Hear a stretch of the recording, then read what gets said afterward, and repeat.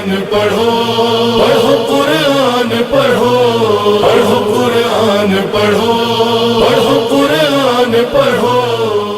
اعوذ باللہ من الشیطان الرجیم، بسم اللہ الرحمن الرحیم، الحمد للہ رب العالمین، والصلاة والسلام علی محمد وعلی آلہ الطیبین الطاہرین، واللعنۃ الدائمۃ علی اعدائہم اجمعین، اما بعد فقد قال اللہ سبحانہ وتعالی فی کتابہ المجید، بسم اللہ الرحمن الرحیم، ان قارون کان من قوم موسیٰ فبغى علیہم وآتیناہ من الکنوز ما ان مفاتحہ لتنوء بالعصبہ اولي القوہ۔ محترم سامعین کرام، پروگرام قصص القرآن کے ساتھ آپ کی خدمت میں حاضر ہیں، اور آج جس قصے کو آپ کی خدمت میں بیان کریں گے وہ قارون کا قصہ ہے۔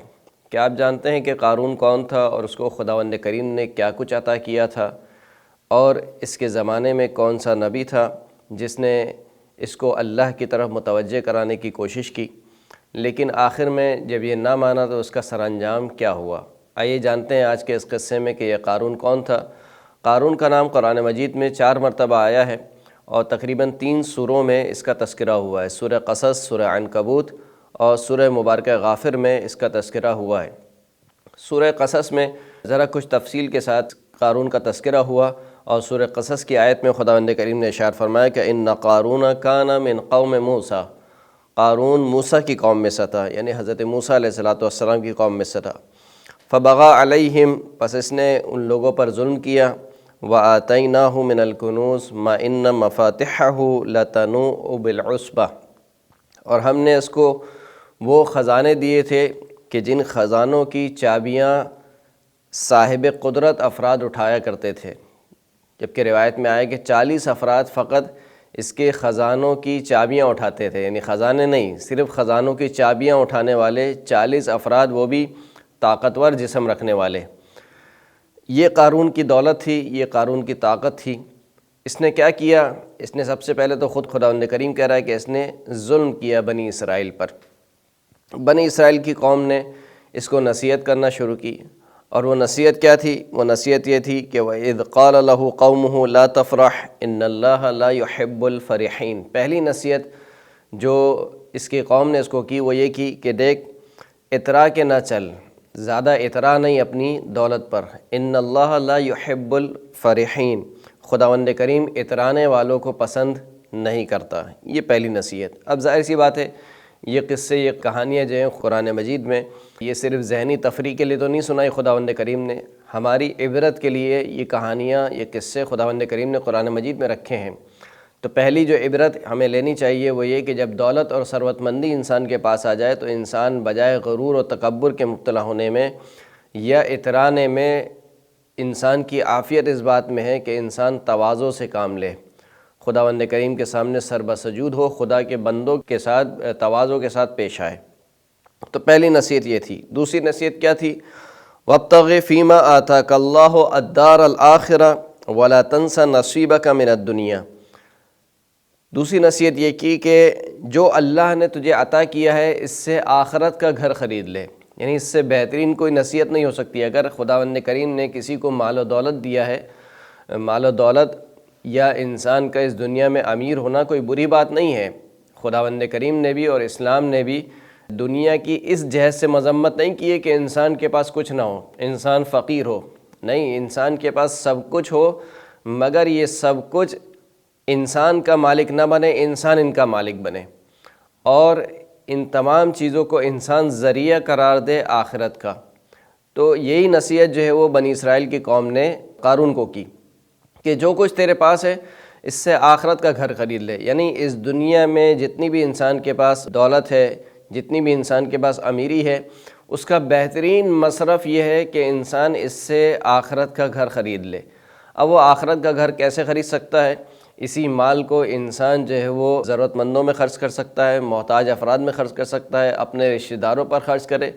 نہ صرف یہ کہ اپنے رشتہ داروں پہ خرچ کرے بلکہ اپنے اہل و عیال پر خرچ کرنا، یہ بھی ایک طریقے سے آخرت کا گھر خریدنے کے مترادف ہے، کیونکہ خود چوتھے امام زین العابدین علیہ السلام فرماتے ہیں کہ اگر میرے پاس کچھ درہم و دینار ہوں جس سے میں بازار میں جا کر اپنے گھر والوں کے لیے گوشت خریدوں، یہ میرے لیے اس سے زیادہ بہتر ہے کہ راہ خدا میں ایک غلام آزاد کروں۔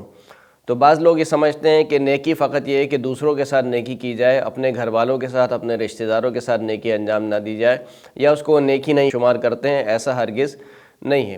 تو بہترین جو مصرف ہے انسان کی دولت کا وہ یہ ہے کہ اس دولت سے انسان آخرت خریدے۔ پھر اس کے بعد کہا وَلَا تَنْسَ نَصِيبَكَ مِنَ الدُّنْيَا، دنیا میں سے جو تیرا نصیب ہے اس کو فراموش نہ کر، اس کو بھلا نہ دے۔ یعنی دنیا میں تیرا نصیب کیا ہے؟ یعنی جب تو مر جائے گا تو کیا ہوگا؟ یہ جتنی مال و دولت ہے، یہ جتنا جاؤ حشم ہے، یہ جتنے محلات ہیں، کیا یہ سب تیرے ساتھ قبر میں جائیں گے؟ لا تنسا نصیبک من الدنیا، دنیا میں سے جو تیرا نصیب ہے اس کو بھلا نہیں۔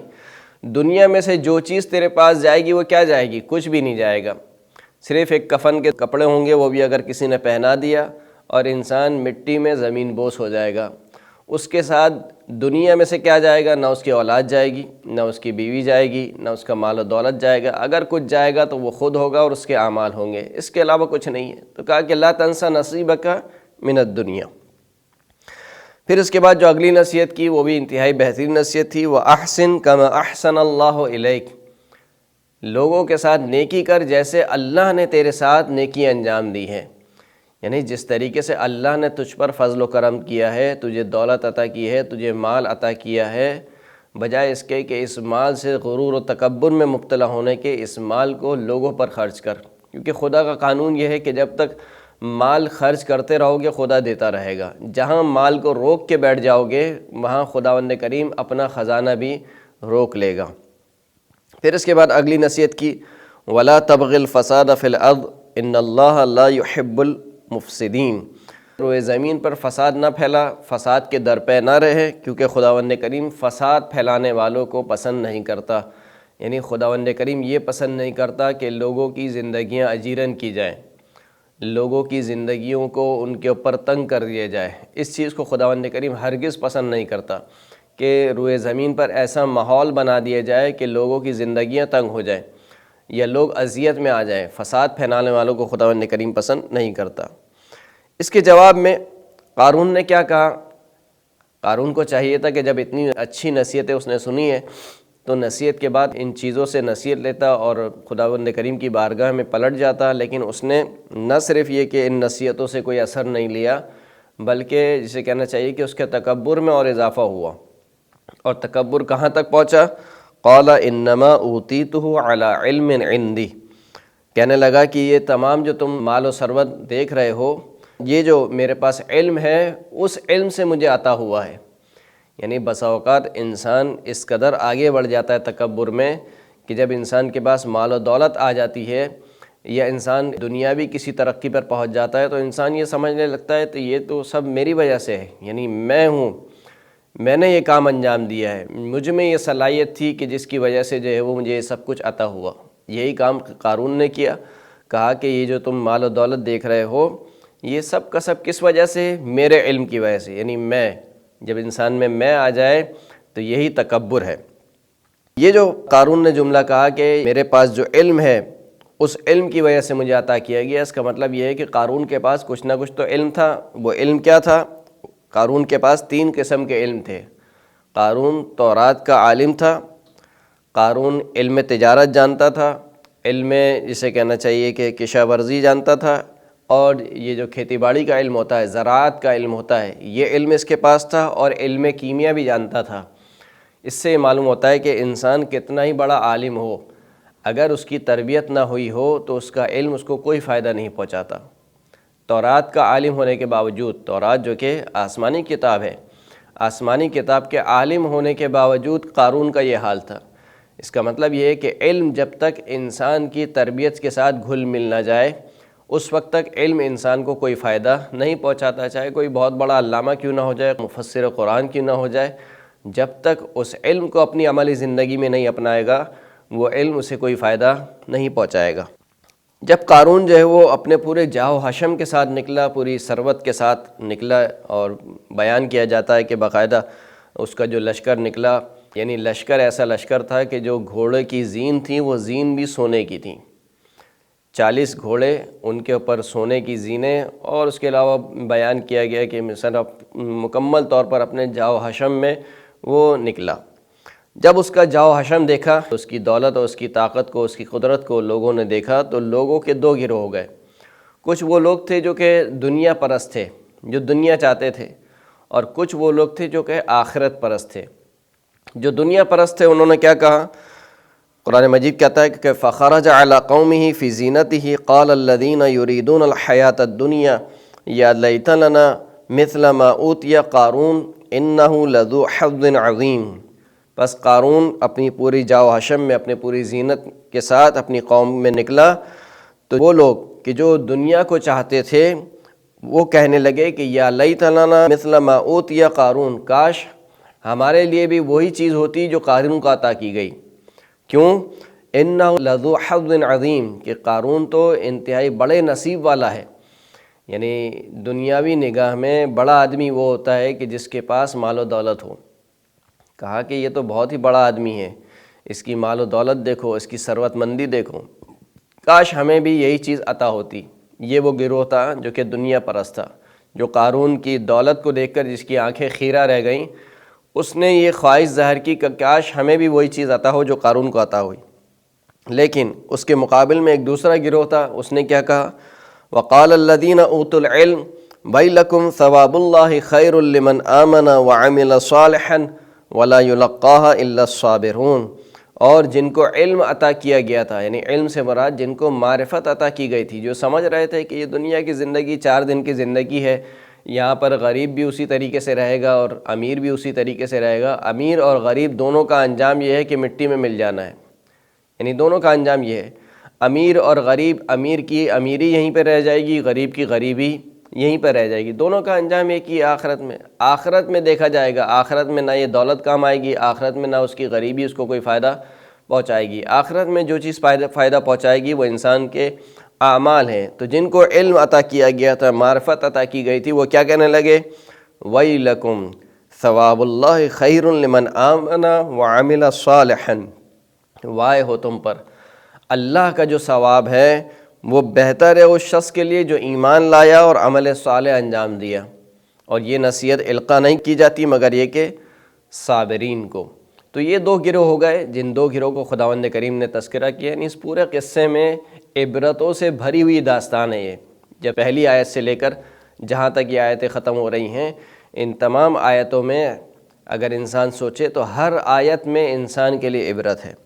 قارون اپنی دولت میں اس قدر مگن ہو گیا کہ اس نے خداوند کریم کی جانب سے بھیجے ہوئے رسول یعنی حضرت موسیٰ علیہ السلام پر بھی تہمت لگائی، جیسے کہ تمام بڑے بڑے کفار کا جو ہے وہ طریقہ کار یہی تھا، فرعون کا طریقہ کار یہی تھا، نمرود کا طریقہ کار یہی تھا، اسی طریقے سے شداد، اسی طریقے سے اور دیگر جو بھی طاغوت تھے کہ جو اپنے آپ کو خدا سمجھتے تھے اس روئے زمین پر، ان کا طریقہ کار یہ تھا کہ جب کوئی نبی آ کر ان کو سمجھاتا تھا، ان کو نصیحت کرتا تھا، تو بجائے اس سے نصیحت لینے کے الٹا اس پر تہمت لگاتے تھے۔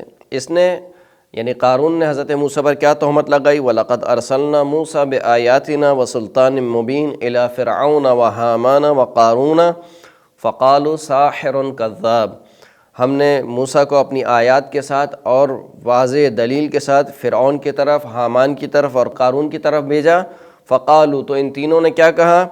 ساحر کذاب، کہ موسیٰ تو جادوگر ہے اور بہت ہی زیادہ جھوٹ بولنے والا ہے، نعوذ باللہ۔ حضرت موسیٰ علیہ السلام نے اس شخص کو بہت سمجھانے کی کوشش کی، لیکن جب یہ نہ سمجھا اور اپنے اس غرور و تکبر میں مبتلا رہا، یہاں تک کہ اسے کہنا چاہیے کہ گمراہی اس کی پیشانی پر ثبت ہو گئی، اس کے دل پر ثبت ہو گئی، تو پھر خداوند کریم نے اس شخص کو عذاب میں مبتلا کیا۔ وہ عذاب کیا تھا؟ فَخَسَفْنَا بِهِ وَبِدَارِهِ الْأَرْضَ فَمَنْ كَانَ لَهُ مِنْ فِئَةٍ يَنْصُرُونَهُ مِنْ دُونِ اللَّهِ وَمَا كَانَ مِنَ الْمُنْتَصِرِينَ۔